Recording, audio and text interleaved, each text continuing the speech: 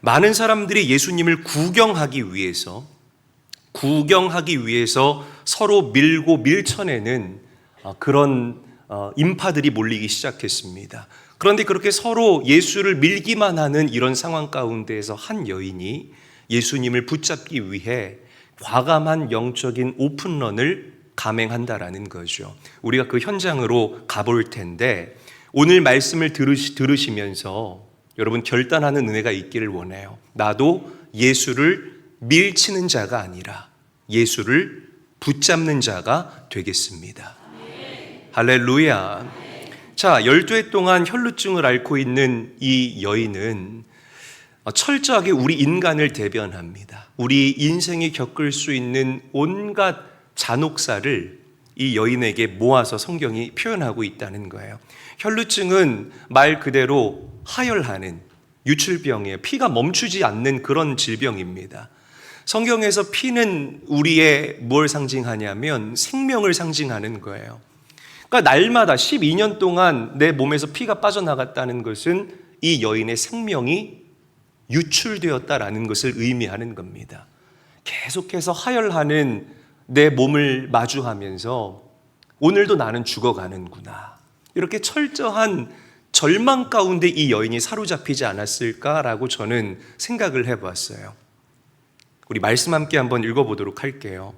마가복음 5장 26절 말씀 함께 읽겠습니다. 시작. 많은 의사에게 많은 괴로움을 받았고 가진 것도 다 허비하였으되 아무 효험이 없고 도리어 더 중하여졌던 차에. 자, 이 여인이 당했던 이 괴로움을 세 가지 동사로 성경이 저와 여러분들에게 표현하는데 우리 빨간 글씨만 다시 한번 읽어보도록 하겠습니다. 시작. 괴로움을 받았고 허비하였으되 효험이 없고 도리어 더 중하여졌던 차에. 자, 첫 번째로 이 여인이 의사에게 괴로움을 받았다라고 성경은 우리에게 이야기를 하고 있습니다.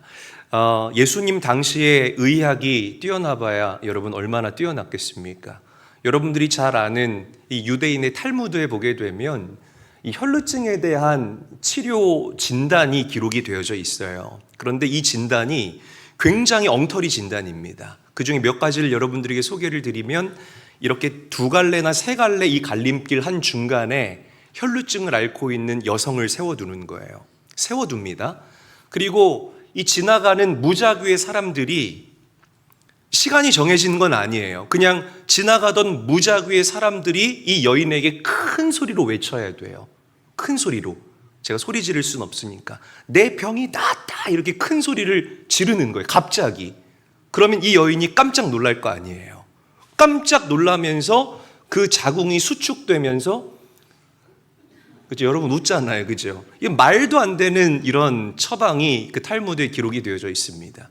그렇게 해서 이 피가 멎는다라는. 그리고 또 한 가지는 이 들쥐의 똥을 말려요. 그래서 그걸 갈아가지고 환부에다가 이렇게 대는 거예요. 온갖 병원균의 이 집합체가 들쥐의 배설물 아닙니까? 그걸 환부에 된다고 생각을 해보시기를 바라요. 이런 엉터리 처방이 이 세상에 어디 있습니까? 또 양파의 속을 다 이렇게 긁어내서 그 양파의 속과 함께 포도주를 마시면 이 혈루의 근원이 마르게 된다라는 이제 뭐 그런 처방전도 있는데 다 엉터리 처방이에요. 그러니까 이 엉터리 처방을 믿고 이렇게 처방대로 했던 이 여인의 몸과 마음이 얼마나 망가졌을지 한번 여러분 상상해 보시기를 바랍니다. 자, 두 번째, 가진 모든 것을 다 허비했다라고 성경이 이야기를 하고 있죠. 이 여인은요, 병이 낫고 싶었어요. 낫고 싶었으니까 엉터리지만 그 의사들을 계속해서 찾아다녔을 거라는 거죠. 여러분, 이 허비하다라는 이 단어를 원어로 우리가 읽어보게 되면 더 의미가 강력합니다. 탕진했다라는 의미를 가지고 있습니다. 그러니까 모든 가사를 내 병을 치료하는데 올인했던 여인이라는 거예요.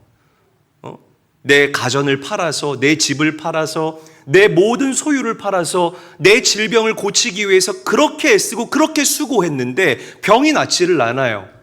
그 12년 동안 이 여인에게 남았던 것은 눈덩이처럼 불어난 빚밖에 없었을 거라는 거죠. 자, 세 번째 동사가 아무 효험이 없고 중하여졌다라고 성경은 이야기를 하고 있습니다. 그러니까 시간이 갈수록 병에 차도가 있었던 것이 아니라 점점 더 악화되었다라는 것이에요. 그런데 이것보다 더 무서운 것이 무엇이냐면 당시 사회의 관습과 율법이었다는 겁니다. 자, 레위기서에서 이 유출병에 대해 어떻게 이야기하고 있는지 우리 레위기 15장 25절에서 27절 말씀 함께 한번 읽어보도록 하겠습니다. 시작. 만일 여인의 피의 유출이 그의 불결기가 아닌데도 여러 날이 간다든지 그 유출이 그의 불결기를 지나도 계속되면 그 부정을 유출하는 모든 날 동안은 그 불결한 때와 같이 부정한즉 그의 유출이 있는 모든 날 동안에 그가 눕는 침상은 그에게 불결한 때의 침상과 같고 그가 앉는 모든 자리도 부정함이 불결한 때의 부정과 같으니 그것들을 만지는 자는 다 부정한즉 그의 옷을 빨고 물로 몸을 씻을 것이며 저녁까지 부정할 것이요. 참 불쌍한 인생이에요. 저는 이런 생각을 해봤어요. 이 여인이 집에만 있을 거 아닙니까? 그러면은 자식들이 밖에 나갔다가 돌아오면 엄마를 얼마나 좋아해요. 부족해도 우리 엄마인데. 그러니까 엄마를 반기면서 엄마 하면서 다가올 거예요. 그럼 이 여인이 뭐라고 했을까요? 엄마한테 다가오지 마. 엄마 만지지 마. 엄마 만지면 너네도 부정해져. 그냥 엄마를 아는 척하지 마. 없는 사람이라고 생각해. 이렇게 얘기하지 않았을까요? 얼마나 불쌍해요. 생각을 해보시기를 바랍니다.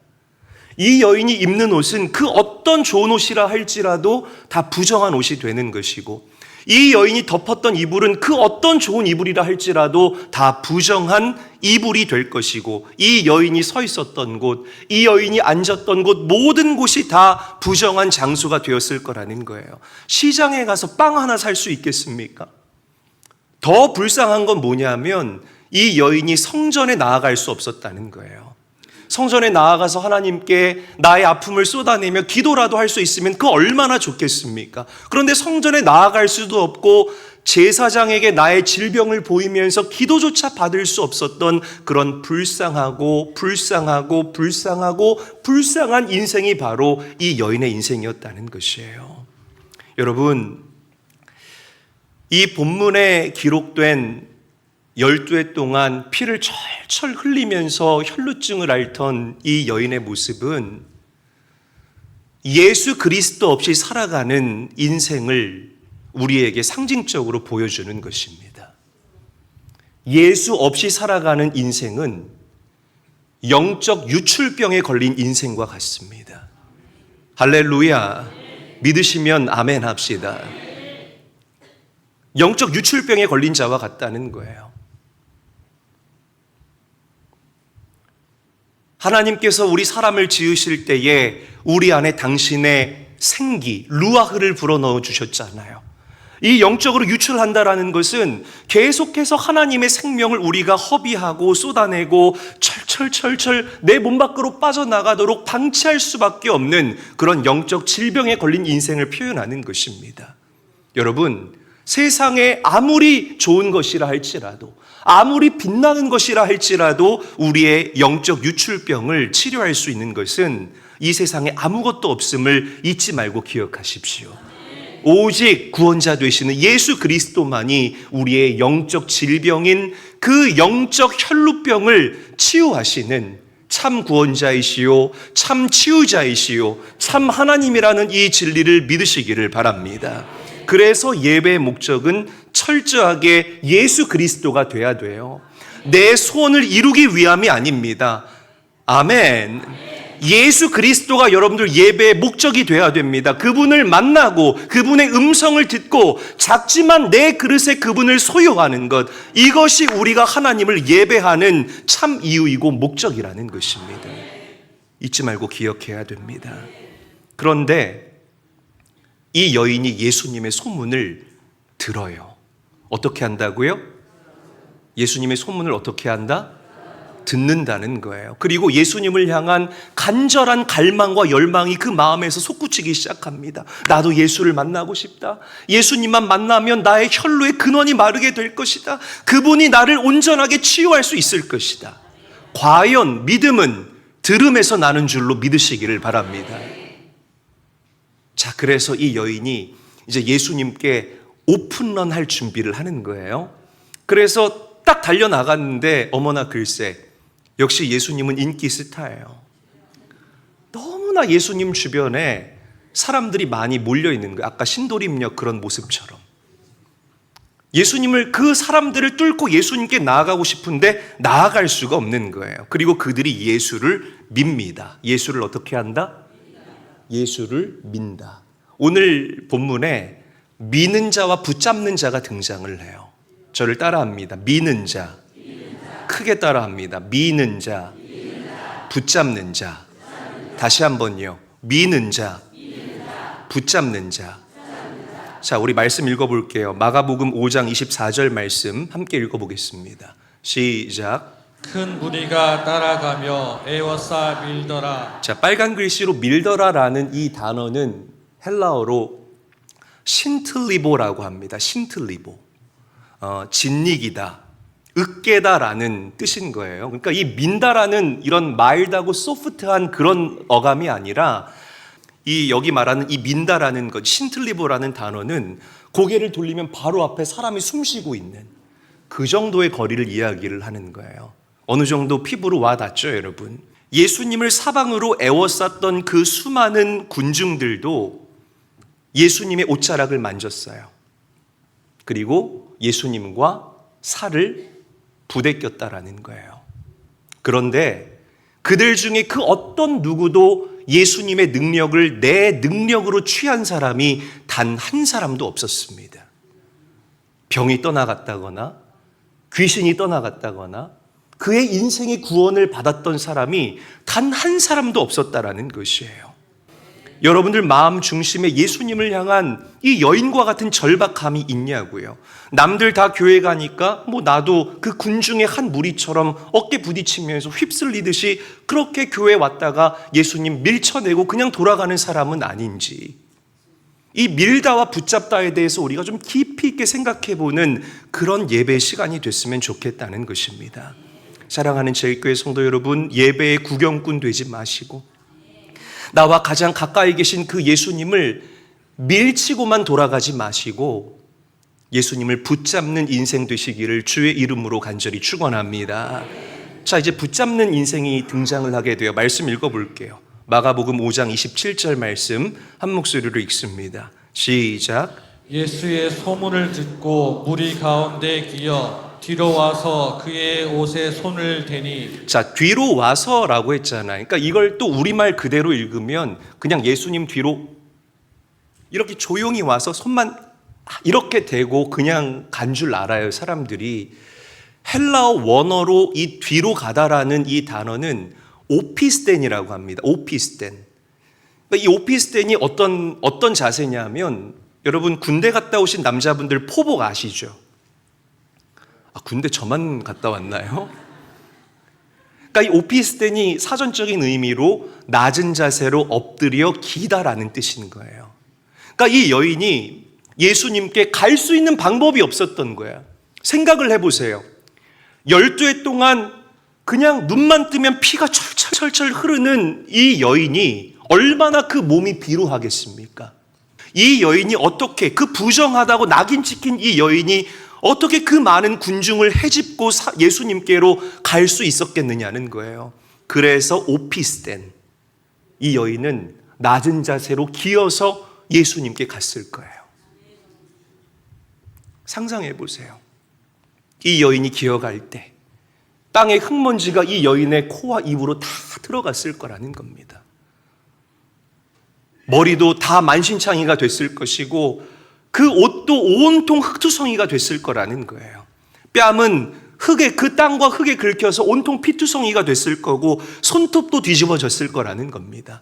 그럼에도 불구하고 오피스텐, 이 여인은 엉금엉금 기어서 예수님께로 향했을 거예요. 왜? 내 인생의 구원자 되시는 예수 그리스도가 바로 내 앞에 있기 때문에, 그분을 미는 자가 아니라 나는 그분을 붙잡는 자가 되어야 하기 때문이라는 것입니다. 할렐루야. 여러분, 주님 앞에 달려 나올 때 이 여인처럼 우리가 낮은 자세로 주님 앞에 나와야 할 줄로 믿으시기를 바랍니다. 아멘. 낮은 자세로 고개 빳빳이 들고 나오지 마시라는 거예요. 할렐루야. 하나님의 은혜는 낮은 곳으로 임합니다. 절대로 높은 곳으로 임하는 것이 아니라 흐른다고 했어요. 높은 곳에서 낮은 곳으로 부어지는 것이 바로 하나님의 은혜라는 사실을 믿으시기를 바랍니다. 그 유명한 복음주의 신학자인 존 스토트가 성도의 자세에 대해서 이런 얘기를 했어요. 제가 읽어드릴게요. 십자가 복음의 은혜 안으로 들어가기 위해서는 당신의 자존심과 자아를 완전히 납작하게 구겨야 한다. 당신이 세상에서 어떤 대접을 받는 사람이든 하나님 앞에서는 오직 국률이 아니면 살 수 없는 벌레와 같은 존재임을 인정하는 자만이 군중의 다리 사이를 기어서라도 그리스도의 발등상 앞으로 나아갈 수 있는 영적 야성을 소유하게 된다. 너무 동의가 되는 그런 말씀이 아닐 수가 없습니다. 다시 강조하지만 하나님의 은혜는 높은 곳에서 낮은 곳으로 흐릅니다. 우리가 낮아질 때에 역설적으로 그리스도 예수께서 우리를 높여주시는 은혜를 하나님께서 우리 성도들에게 선물하실 줄로 믿으시기를 바랍니다. 예수님을 만나기 위해 오피스된 정말 엉금엉금 귀어서 주님께로 낮은 포복으로 정말 온 흙먼지를 뒤집어 쓰고 주님 앞에 나아갔던 이 여인의 갈망이 오늘 여러분들에게 회복되시기를 주의 이름으로 간절히 축원합니다. 우리 옆 사람과 인사하죠. 예수님 밀지만 말고 붙잡는 자가 됩시다. 인사하겠습니다. 다시 한번 인사하죠. 우리 엉금엉금 기어서라도 오픈런 합시다. 인사하겠습니다. 네, 감사합니다, 여러분. 드디어 이 여인이 예수님의 옷자락을 붙잡아요. 그런데 그냥 터치한 수준이 아니에요. 저는 이 여인이 예수님의 옷자락을 붙잡는 이 장면을 묵상하면서 하나님이 어떤 마음을 주셨냐면 죄인과 창조주가 정면으로 충돌하고 만나는 기가 막힌 역사적인 사건이다. 다시 강조할게요. 죄인과 창조주가 만나는 정말 기가 막힌 영적 충돌, 영적 크러쉬가 일어난 사건이다라고 우리 성도님들에게 말씀드리고 싶습니다. 그런데 놀라운 사건이 일어나게 돼요. 자, 우리 마가복음 5장 29절 말씀 함께 한번 읽어보겠습니다. 시작. 이에 그의 혈루 근원이 곧 마름에 병이 나은 줄을 몸에 깨달으리니라. 아멘. 이 여인의 혈루의 근원이 마르게 되는 놀라운 역사가 일어나게 된 줄로 믿으시기를 바랍니다. 자, 레위기로 다시 돌아가서 레위기 이 율법에 보게 되면 부정한 자와 거룩한 자가 이렇게 서로 부대끼잖아요. 그러면 어떻게 될까요? 거룩한 것이 부정하게 돼요. 거룩한 것이 부정하게 된다고요. 부정한 자가 성물을 만지잖아요. 성물이 부정해집니다. 부정한 자가 제사장을 만지잖아요. 제사장이 부정해집니다. 그러면 우리가 아는 그 진리 말고 그냥 레위기 율법의 법칙에 따르면 부정한 자가 거룩한 예수를 만지면 예수님이 부정해져야 맞다라는 거예요. 그런데 놀라운 역사가 일어나게 돼요.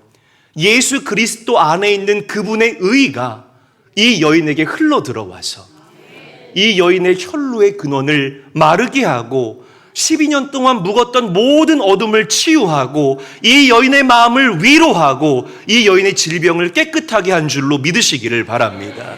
아멘. 이것을 우리가 신학적으로 의의 전가라고 표현하는 겁니다. 예수 그리스도의 의가 나에게로 흘러 들어오는 것, 그분의 빛 되심이 나에게 전이 되는 것, 그분의 놀라우신 은혜와 사랑이 죄인인 나에게 넘치도록 흘러 들어오는 것.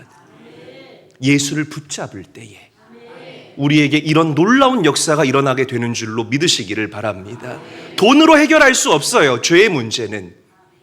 인정하시는 분들은 아멘 합시다. 사망의 문제가 이 세상 그 어떤 빛나는 것으로도 해결될 수 없다라는 것입니다. 오직 예수 그리스도의 그분의 의를 통해서만 죄와 사망과 죽음의 문제가 완벽하게 청산되고 해결되어진다라는 사실을 믿으시기를 바랍니다. 여러분들의 혈루가 있죠. 죄의 혈루가 있고 가난함의 혈루가 있고 그 어떤 혈루를 우리가 갖고 있다 할지라도 예수 그리스도를 붙잡기만 하면 그분의 의가 물이 바다덮음같이 나의 삶을 뒤덮기 때문에 그 혈루의 근원이 마르게 되는 놀라운 은혜를 우리가 경험하게 될 줄로 믿으시기를 바랍니다. 더 감격적인 게 뭔지 아세요? 말씀 읽어볼게요. 한 목소리로 읽겠습니다. 시작. 예수께서 이르시되 딸아 내 믿음이 너를 구원하였으니 평안히 가라. 내 병에서 놓여 건강할지어다. 참 감격적이고 눈물겨운 순간인 거죠. 12년 동안 누가 이 여인에게 딸이라고 불러봤겠습니까? 예수님께서 이 여인에게 말씀하신 딸아라는 이 말씀은 딸아 이게 아니에요. 딸아, 내 딸아 라는 이 따뜻한 어조로 이 여인을 부르지 않았을까? 12년 동안 많은 사람들이 이 여인에게 손가락질하면서 더러운 X, 부정한 X라면서 이 여인을 욕하지 않았을까요? 그 사람들의 참소에 마음이 작아지고 그 마음에 상처기가 났던 이 여인에게 예수님이 딸아, 너의 믿음이 너를 구원했다. 그 주님의 따뜻한 음성을 이 여인이 듣게 됐다는 거죠. 그것도 많은 사람 앞에서. 신도림역에서 예수님이 다 그 사람들을 멈춰놓고 딸아, 너의 믿음이 너를 구원했다. 저만 신나요? 얼마나 신바람 납니까? 이렇게 많은 사람들 앞에서 이 여인의 일그러진 정체성을 하나님의 자녀로, 딸로 새롭게 부여하시는 그 하나님. 이제 그 누구도 이 여인의 정체성을 일그러뜨릴 수가 없습니다. 왜? 나는 예수님의 호적 등본에 이름을 올린 자이기 때문에. 믿으시기를 바랍니다. 말씀 정리할게요. 복음은 우리를 어둠에서 빛으로 끌어냅니다. 그냥 마일드하게 우리를 불러내는 것이 아니라 저와 여러분들을 강하게 끌어냅니다. 믿으시기를 바랍니다. 그리고 우리가 하나님의 자녀, 하나님의 존귀한 아들이요 딸이라는 이 진리를 만천하에 드러내는 것이 바로 우리가 붙잡고 살아가는 예수 그리스도와 그분의 십자가의 복음이라는 사실을 믿으시기를 바랍니다. 여러분, 예수 믿고 구원받으면 그분의 의가 나에게 들어와요. 일회성 사건이 되어서는 안 되고 매 예배 시간마다 그분의 의로우심을 내 안에 받아 누리시는 그런 성도가 되시기를 주의 이름으로 간절히 축원합니다. 예배할 때 여러분 가끔 자존심 상할 때 있죠. 말씀으로 여러분들 자존심 상하면 이재일 목사는 귀가 빨개져요. 이미 그 말씀을 준비하기 전에 저는 말씀에 몽둥이 찜질을 호되게 당하고 여러분들 앞에 서야 합니다. 여러분들이나 저나 그 밥에 그 나물 50보 100보이기 때문이라는 거죠. 예배는 자존심 상처 하나도 없이 그냥 하나님이 내 입에다가 은혜의 알사탕 쏙 넣어주고 끝나는 그런 시간이 아니에요. 죄인과 창조주가 만나는 시간입니다. 그분과 정면 충돌하는 시간이 바로 우리가 하나님께 드리는 주님을 대면하는 예배 시간이라는 거죠. 그분 앞에 깨어지시기를 주의 이름으로 축복합니다. 다시 정리하면 예수님 밀지 말고 붙잡는 자가 되시고 낮은 자세로 주님께 나아가시고 그분의 의를 내 안에 담아내는 귀한 성도가 되시기를 주의 이름으로 축복합니다.